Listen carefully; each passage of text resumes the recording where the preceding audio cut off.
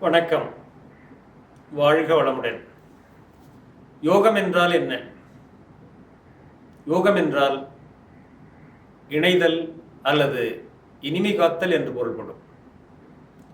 மனிதன் 4 வகையில் இனிமை காத்தல் அவசியமாகிறது. உடலுக்கும் உயிருக்கும் இனிமை காக்க வேண்டும். உயிருக்கும் மனதுக்கும் இனிமை காக்க வேண்டும். தனக்கும் சமுதாயத்திற்கும் இனிமை காக்க வேண்டும். தனக்கும் இயற்கைக்கும் இடையே இனிமை காக்க வேண்டும். உடலுக்கும் உயிருக்கும் இனிமை காக்கணும் அப்படின்னா உடற்பயிற்சி செய்யணும். உயிருக்கும் மனதிற்கும் இனிமை காக்கணும் அப்படின்னா தியானம் செய்யணும். தனக்கும் சமுதாயத்திற்கும் இனிமை காக்கணும் அப்படின்னா அறநெறியில் வாழணும். அதற்கு நாம் தற்சோதனை செய்து பழக வேண்டும்.